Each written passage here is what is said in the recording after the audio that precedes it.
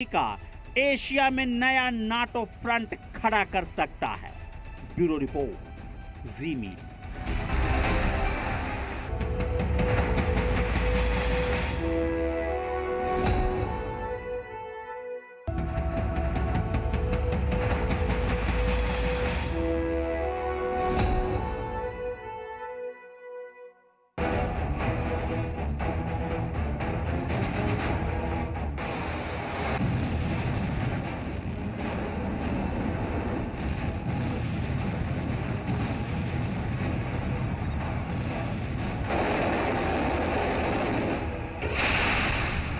विश्व का ऐसा माहौल है कि आशंकाएं जताई जा रही हैं कि दुनिया परमाणु युद्ध के मुहाने पर है। कभी उत्तर से, कभी दक्षिण से, कभी पूरब से और कभी पश्चिम से परमाणु धमाके की धमकियां मिल रही हैं और उसी तरह से दुनिया के मुख्तलिफ मुल्क तैयारियां भी कर रहे हैं और कुछ ऐसे मुल्क हैं जिनको परमाणु ताकत की चाहत है।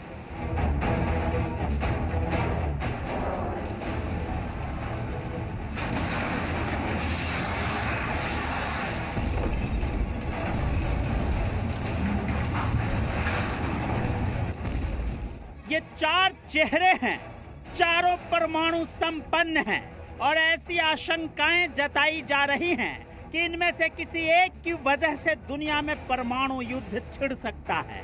खास बात यह है कि चीन, रूस और उत्तर कोरिया की अमेरिका के साथ लगातार टेंशन चल रही है।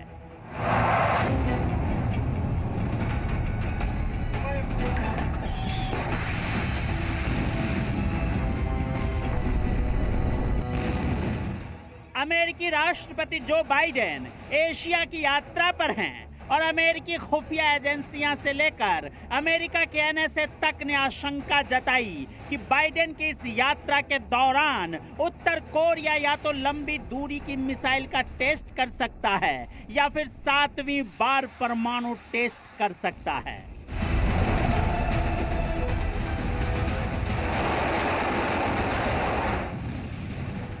अल्बर्ट आइंस्टीन ने ठीक कहा था, मैं नहीं जानता कि तीसरा विश्व युद्ध किन हथियारों से लड़ा जाएगा, लेकिन चौथा विश्व युद्ध लाठी और पत्थरों से लड़ा जाएगा।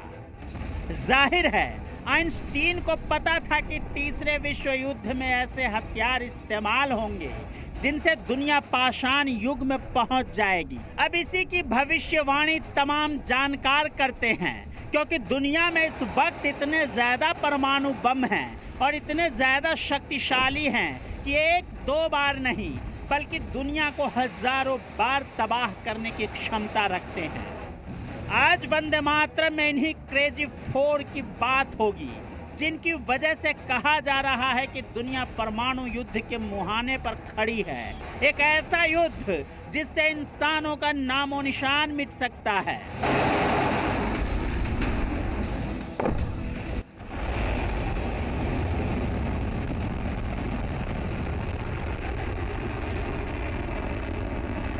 रूस को गुरूर है अपनी इस मिसाइल पर, एक ऐसी मिसाइल जिसके बारे में कभी दावा किया जाता है कि ये एक साथ कई शहरों को धूल में मिला सकती है, तो कभी दावा किया जाता है कि इकलौती सरमत मिसाइल पूरे ब्रिटेन को दुनिया के नक्शे से गायब कर सकती है, तो कभी ये दावा किया जाता है कि सरमत का एक हमला एक महाद्वीप के आधे समुद्री किनारे को उड़ा सकता है।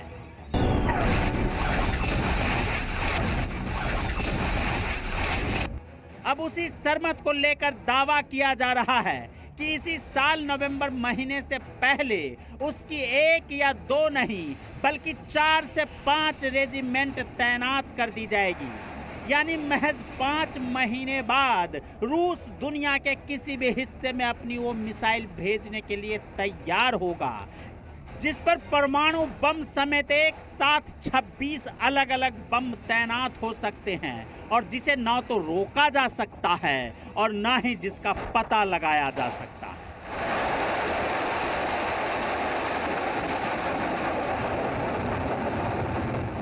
रूसी अंतरिक्ष एजेंसी रोसकोसमोस के डायरेक्टर जनरल डिमित्री रोगोजिन के मुताबिक नवंबर तक बना लेंगे 50 सरमत मिसाइलें।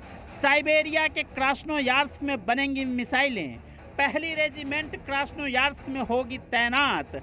अगली रेजिमेंट की कालिनगार्ड में तैनाती। सरमत को लेकर पुतिन खुद धमका चुके हैं। कोई भी रूस को धमकाने से पहले 2 बार सोचेगा।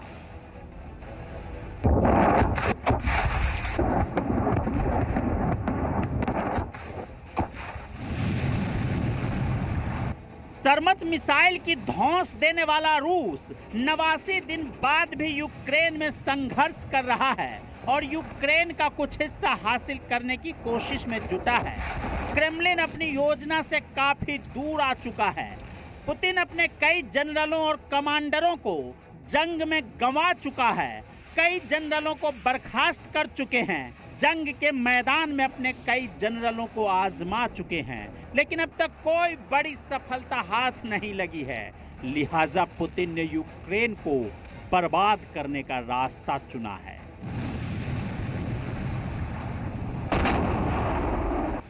अब जब ऐसे हालात हैं तो जानकार ये संभावना जता रहे हैं कि पुतिन के परमाणु धमकी को हल्के में नहीं लेना चाहिए और अगर यूक्रेन में उनकी चाहत पूरी होती नहीं दिखती तो ऐसे में वो परमाणु बम का धमाका कर सकते हैं। मेल्क शाल्मर्स रॉयल यूनाइटेड सर्विस इंस्टीट्यूट के डिप्टी डायरेक्टर हैं। इनके मुताबिक रूस में मिसाइलों की कमी है और पुतिन परमाणु धमाका कर सकते हैं।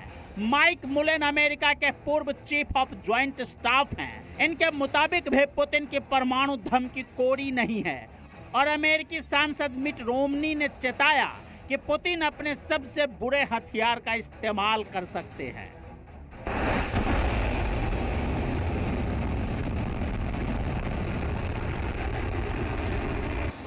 आज हम वंदे मातरम में जानेंगे कि इस परमाणु शक्तियों के साथ साथ फारस की खाड़ी में क्यों परमाणु बम की गंध आ रही है और एक और अस्थिर हाथ में एटम बम की ताकत जाती दिख रही है।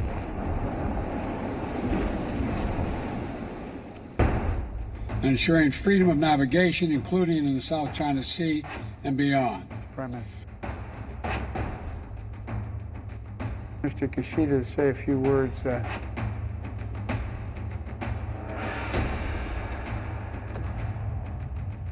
सुपर पावर की सुपर धमकी, जिनपिंग कंट्री में सनसनी।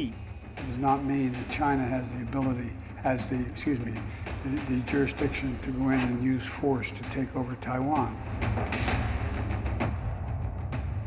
बाइडेन का बड़ा ऐलान, चीन के खात्मे का प्लान। जापान की राजधानी टोक्यो में ड्रैगन के खात्मे की स्क्रिप्ट लिखी जा रही है। There is, thus far, there doesn't seem to be a need for any kind of extra. दुनिया की 4 महाशक्तियां चीन के सर्वनाश का ब्लूप्रिंट तैयार कर रही है। रूस यूक्रेन जंग के बीच अमेरिकी राष्ट्रपति बाइडेन ने चीन को खुली धमकी दे दी। टोक्यो से बाइडेन ने चीन को 2 टूक कह दिया कि अगर ताइवान पर हमला हुआ तो अमेरिका चीन पर सीधी चढ़ाई कर देगा। चीन के खिलाफ अमेरिका सैन्य कार्रवाई करेगा।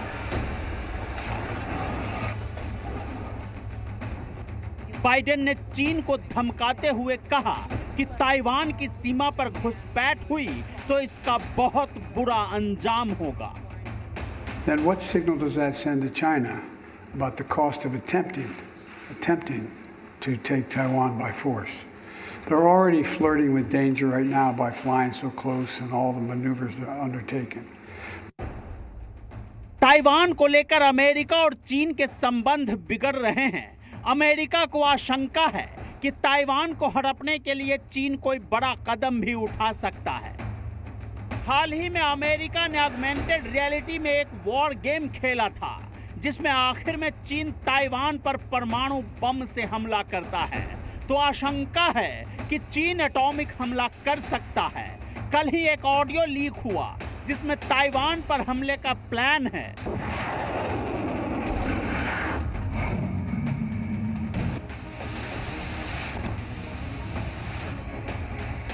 चीन कभी ताइवान के अस्तित्व को स्वीकार नहीं करता। चीन ताइवान को अपना अभिन्न अंग बताता है। चीन लगातार ताइवान को दबाने की रणनीति पर काम कर रहा है। चीन का मकसद है कि ताइवान चीन के कब्जे को मानने के लिए मजबूर हो जाए, जबकि ताइवान खुद को स्वतंत्र देश की तरह देखता है। ताइवान अपनी संप्रभुता और अखंडता की रक्षा के लिए चीन को सबसे बड़ा खतरा मानता आया है। चीन की ओर से ताइवान में घुसपैठ होती रहती है। चीन के फाइटर जेट ताइवान के साउथ वेस्ट इलाके में अक्सर घुसते हैं। इसे एयर डिफेंस आइडेंटिफिकेशन जोन कहते हैं। 1949 में गृह युद्ध के दौरान ताइवान और चीन अलग हो गए थे, लेकिन चीन इस द्वीप पर अपना दावा करता रहा है। नतीजतन बीजिंग ताइवान सरकार की हर कार्रवाई का विरोध करता है। ताइवान को अलग थलग करने और डराने के लिए राजनयिक और सैन्य ताकत का इस्तेमाल करता रहता है।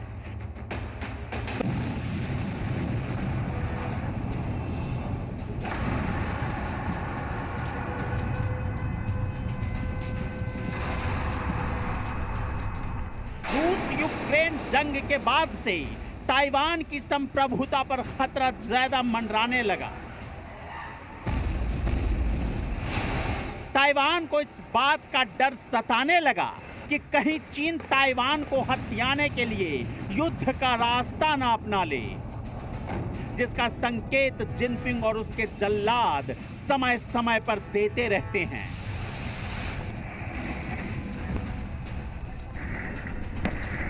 यही वजह है कि अपना वजूद बचाने के लिए ताइवान को अमेरिका से मदद की गुहार लगानी पड़ती है। अमेरिका चीन की हर चाल से अच्छी तरह वाकिफ है, इसलिए ताइवान को हमेशा मदद का भरोसा देता है। But the United States is committed. We've made a commitment. We support the one China policy. We support all that we've done in the past. But that does not mean that China has the ability, the jurisdiction to go in and use force to take over Taiwan.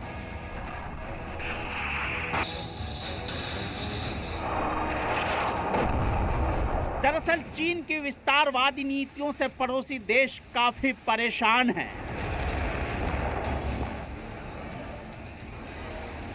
South China सी में चीन की दादागिरी जग जाहिर है। चीन का मकसद पूरे साउथ चाइना पर कब्जा करना है। साउथ चाइना सी से सटे सभी देश चीन की हाहाकारी नीतियों से तंग आ चुके हैं। इसलिए चीन अपने पड़ोसियों को बार बार डराता है, धमकाता है, हड़प नीति की आड़ में आंख दिखाता है।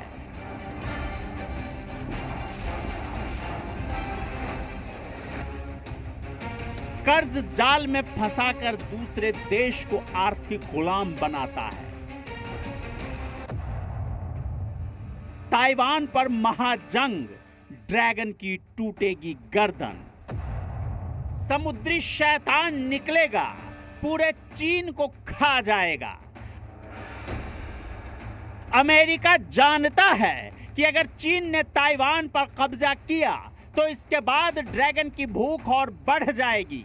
साउथ चाइना सी से सटे सभी देशों के वजूद पर तलवार लटक जाएगी।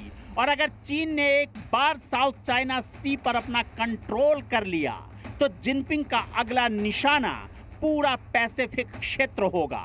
यही वजह है कि इस बार जो बाइडेन ने सख्त रुख अपनाया है, चीन को खुली चुनौती दे डाली है। भारत के नजरिए से भी बाइडेन का ये बयान बेहद अहम है। एलएसी पर भारत चीन के बीच सालों से संबंध खराब चल रहे हैं।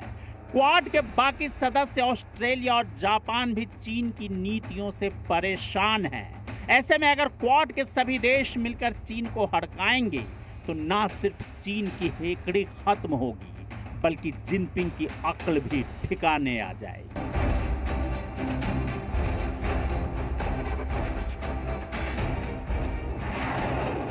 और वंदे मातरम में अब आपको दिखाते हैं 1 मिनट में वर्ल्ड वॉर की तमाम अपडेट्स। रूस यूक्रेन युद्ध का आज 89वां दिन। यूक्रेन के कई हिस्सों में रूसी हमले तेज। पोलैंड की यूरोपीय संघ से अपील जल्द से जल्द यूक्रेन को यूरोपीय संघ में शामिल करें। यूक्रेन के पूर्वी हिस्से में रशियन सेना और यूक्रेनी सेना के बीच भारी बमबारी। मल्टीपल रॉकेट लॉन्चर से रशियन ठिकानों पर दागी मिसाइल। यूक्रेन की 4वीं मैकेनाइज्ड ब्रिगेड के सैनिकों ने रशियन टैंक को निशाना बनाया। एंटी गाइडेड मिसाइल से हमला। यूक्रेनी सेना के एक और वेयरहाउस पर रूसी सेना का हमला। वेयरहाउस में रखा था गोला बारूद का जखीरा। दूर तक दिखा धुएं का गुबार। रशियन एपीसी वाहन को यूक्रेनी सेना ने निशाना बनाया। टारगेट से छिपने की फिराक में था रशियन वाहन। वीडियो फुटेज जारी। यूक्रेन के सेंट्रल ऑफ आर्टेमिस्क पर रूसी सेना का बड़ा हमला। हमले का वीडियो सामने आया। डोनबास में यूक्रेन और रशियन सेना आमने सामने की लड़ाई लड़ रही है। यूक्रेनी पोस्ट से रशियन स्ट्राइक के दौरान बंकरों में छिपे यूक्रेनी सेना ने वीडियो बनाया। डोनबास में रूसी सेना बरपा रही खैर। रूसी सैनिकों का काफिला लुहांस्क की तरफ बढ़ रहा है। डोनबास में रूसी सेना के हवाई हमले जारी। S-300 मिसाइल सिस्टम और घातक हथियारों के साथ आगे बढ़ रही रूसी सेना। यूक्रेन की सेना पर जोरदार पलटवार। चेक रॉकेट आर्टिलरी से रूसी सेना पर बोला हमला।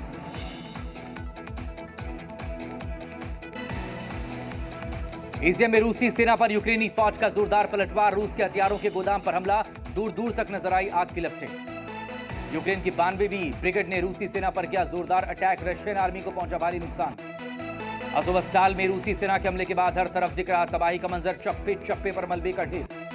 यूक्रेन के फुटबॉलर जिनचेंको ने चौथी बार इंग्लिश चैंपियनशिप जीती। यूक्रेन का झंडा देख भावुक हुए जिनचेंको।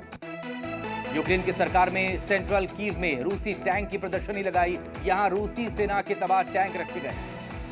मारियोपोल में रूसी हमले के बीच हर तरफ तबाही का मंजर। गोलीबारी के दौरान कई घरों को भारी नुकसान। केरसोन में रूसी सेना ने यूक्रेन की इमारतों को पहुंचाया नुकसान। इमारतों से यूक्रेनी प्रतीक चिन्हों को टैंक की मदद से हटाया। यूक्रेन में मार्शल लॉ का समय बढ़ाया। 90 दिनों के लिए बढ़ाया गया मार्शल लॉ। रूसी हमले के बाद से यूक्रेन में मार्शल लॉ लागू। यूक्रेन के खार्किव में रूस के ताबड़तोड़ हमले। कई सैन्य ठिकानों को निशाना बनाया। हमले के बाद सैन्य ठिकानों में लगी आग। रूसी सेना ने यूक्रेनी फौज के सैन्य उपकरण और छिपे हुए सैन्य ठिकानों को नष्ट किया। रूस के रक्षा मंत्रालय ने जारी किया वीडियो। लवीव के कब्रिस्तान में भावुक हुए लोग। युद्ध के दौरान मारे गए लोगों को श्रद्धांजलि दी। यूक्रेन के लुहांस्क इलाके में रूस ने किया हवाई हमला। यूक्रेन की यूनिवर्सिटी को निशाना बनाया। यूनिवर्सिटी की इमारत हुई तबाह। यूक्रेन के मैलिन रेलवे स्टेशन पर रूस का missile attack. Caliber cruise missile से रूस ने हमला किया। कई सैन्य ठिकाने तबाह। यूक्रेन के पेट्रोस्कॉय शहर में रूस ने दागी स्कंदर मिसाइल। यूक्रेन के सैन्य ठिकानों को निशाना बनाया। कमांड पोस्ट पर मौजूद सभी लोगों की मौत।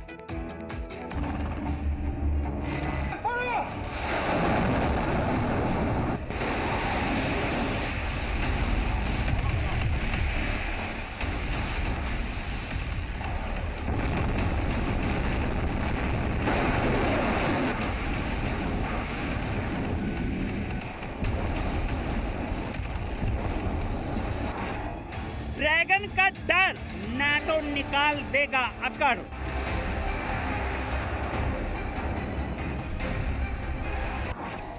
एशिया में नाटो की एंट्री। चीन की शुरू उल्टी गिनती।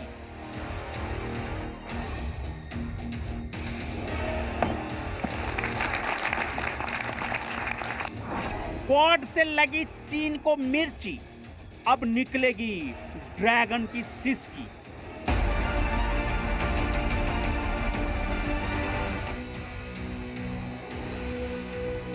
इस तस्वीर ने ड्रैगन को मिर्च लगा दी है। इस तस्वीर ने ड्रैगन को डरा दिया है। इस मुलाकात से जिनपिंग हिल गए हैं। ड्रैगन को अपनी विस्तारवादी नीति की चिंता सताने लगी है। उसको लग रहा है कि क्वाड के बहाने अमेरिका एशिया में नया नाटो फ्रंट खोलकर उसे घेरने की रणनीति बना रहा है। एशिया में नाटो फ्रंट ड्रैगन की तोड़ देगा कमर। क्वाड देशों की जापान में हो रही बैठक पर चीन बुरी तरह से भड़का हुआ है। चीन इसे अपनी घेरेबंदी के रूप में देख रहा है और यही वजह है कि चीनी विदेश मंत्री वांग यी ने क्वाड देशों पर तीखा हमला बोला। वांग यी ने कहा, क्वाड को अमेरिका ने चीन को काबू में करने के लिए बनाया है और उसका विफल होना तय है। वो कभी भी एशियाई नाटो नहीं बन सकता।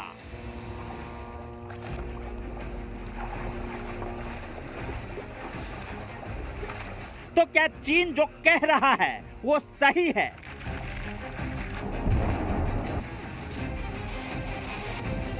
क्या अमेरिका एशियाई नाटो बनाने की रणनीति पर काम कर रहा है, जिसकी कोशिश चीन की घेराबंदी की होगी, या फिर चीन का बयान निराधार है?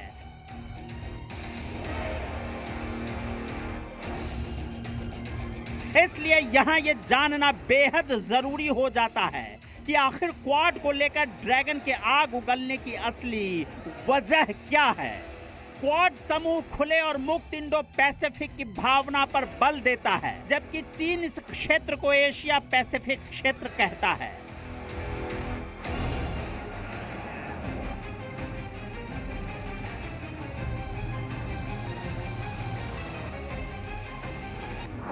चीन करीब करीब पूरे विवादित दक्षिण चीन सागर पर अपना दावा ठोकता है, जबकि ताइवान, फिलीपींस, ब्रुनेई, मलेशिया और वियतनाम भी उसके कुछ कुछ हिस्सों पर दावा करता है।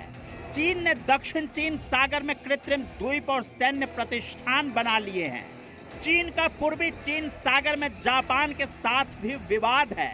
ऐसे में क्वाड इस क्षेत्र में चीन की बढ़ती सैन्य उपस्थिति के मद्देनजर मुक्त और खुले हिंद प्रशांत की जरूरत की चर्चा कर रहा है। यही चीन के डर की असली वजह है। ड्रैगन इसे अपने वैश्विक उभार को रोकने वाली रणनीति के रूप में देखता है।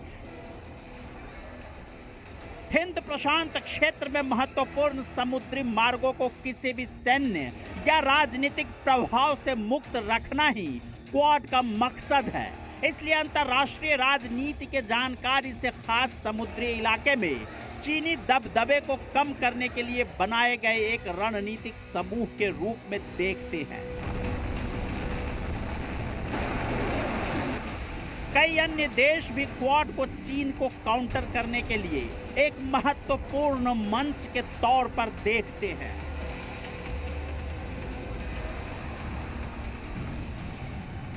अमेरिका के करीबी और भौगोलिक रूप से चीन के पास स्थित देश साउथ कोरिया के भी आने वाले दिनों में क्वाड से जुड़ने की योजना है। लेकिन इससे बड़ी बात यह है कि साउथ कोरिया ने नाटो के साइबर यूनिट के साथ समझौता किया है और इसे एशिया में नाटो की एंट्री का दरवाजा माना जा रहा है। यही वजह है कि चीन को लग रहा है कि यह अमेरिका का प्लान एशियाई नाटो है, जिससे ड्रैगन घबरा गया है।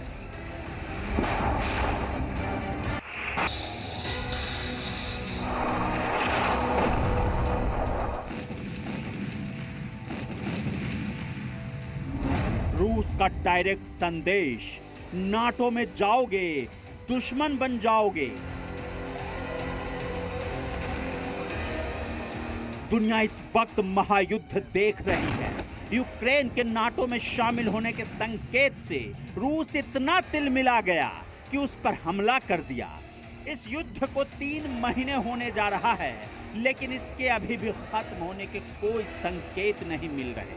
रूस को लगा था कि यूक्रेन पर हमला कर वो अपने पड़ोसियों को सीधा संदेश देगा कि जो नाटो में जाएगा उसका दुश्मन बन जाएगा, लेकिन उसकी दादागिरी नहीं चली। फिनलैंड और स्वीडन नाटो में शामिल होने को रेडी बैठे हैं, जिसका मतलब है नाटो देश रूस के और करीब पहुंचने वाले हैं और अमेरिका अपने मकसद में कामयाब होता जा रहा है।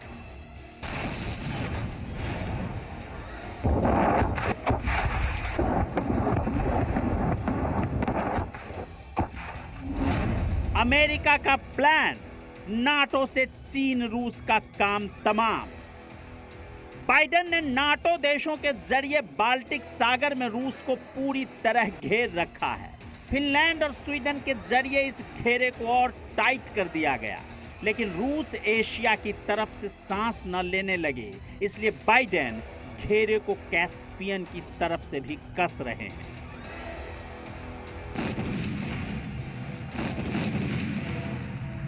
इसी प्लान के तहत अमेरिका ईरान को साथी बनाने की कोशिश कर रहा है। इसके लिए वो ईरान पर लगाए गए आर्थिक प्रतिबंधों को हटाने पर भी तैयार है, ताकि ईरान चीन और रूस को छोड़कर उसके पाले में आ जाए। अमेरिका के इस प्लान ने चीन और रूस दोनों की नींद उड़ा दी है। चीन ने आज तक यूक्रेन पर रूस के हमले की निंदा नहीं की, कभी खुलकर इस बारे में कुछ नहीं बोला, लेकिन एशिया में नाटो की धमक ने उसके कान खड़े कर दिए। उसे लगने लगा जो अमेरिका रूस के करीब पहुंच सकता है वो उसके भी पर कतर सकता है, जिससे उसकी विस्तारवादी नीति को धक्का लग सकता है। यही वजह है कि चीन नाटो का खुलकर विरोध कर रहा है। अमेरिका रिश्ते सुलझाएगा, सऊदी को अपने पाले में लाएगा। चीन, रूस और सन की किम जोंग उन से निपटने और एशिया में नया नाटो फ्रंट खोलने के लिए अमेरिका सबसे संबंध सुधार रहा है, फिर चाहे ईरान हो या फिर सऊदी अरब। हाल ही में अमेरिकी खुफिया एजेंसी CIA के डायरेक्टर विलियम बर्न्स ने सऊदी अरब की यात्रा के दौरान सऊदी प्रिंस मोहम्मद बिन सलमान से मुलाकात कर दोनों देशों के रिश्ते पर बातचीत की। बताया जा रहा है कि इस दौरान उन्होंने चीनी हथियार न लेने और डॉलर में तेल बेचने को कहा। मतलब साफ है, America South Korea, Iran, Saudi Arabia अपने साथ लाकर चीन, रूस और नॉर्थ कोरिया को एक साधे साधने की कोशिश में है। और ऐसा होता है तो इसमें कोई शक नहीं कि अमेरिका एशिया में नया नाटो फ्रंट खड़ा कर सकता है। ब्यूरो रिपोर्ट, जी मीडिया।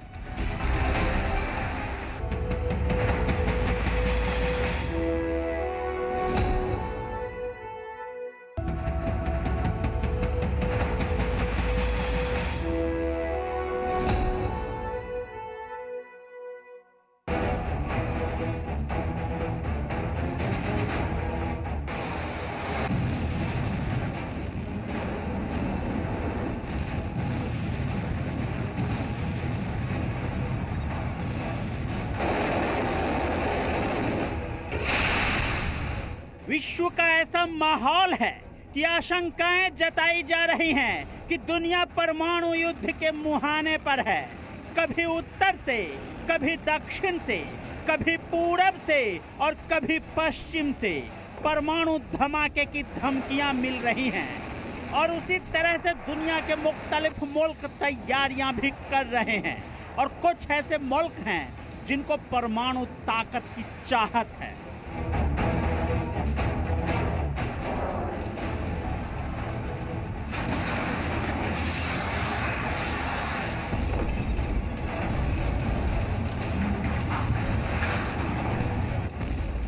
ये चार चेहरे हैं, चारों परमाणु संपन्न हैं और ऐसी आशंकाएं जताई जा रही हैं कि इनमें से किसी एक की वजह से दुनिया में परमाणु युद्ध छिड़ सकता है।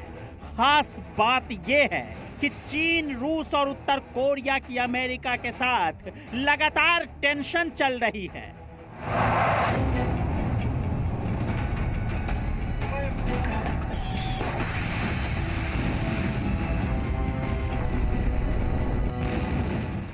अमेरिकी राष्ट्रपति जो बाइडेन एशिया की यात्रा पर हैं और अमेरिकी खुफिया एजेंसियां से लेकर अमेरिका के NSA तक ने आशंका जताई कि बाइडेन की इस यात्रा के दौरान उत्तर कोरिया या तो लंबी दूरी की मिसाइल का टेस्ट कर सकता है या फिर 7वीं बार परमाणु टेस्ट कर सकता है।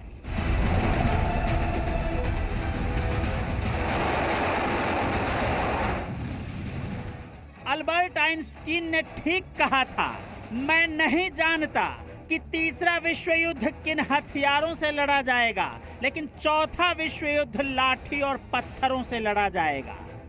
जाहिर है आइंस्टीन को पता था कि तीसरे विश्व युद्ध में ऐसे हथियार इस्तेमाल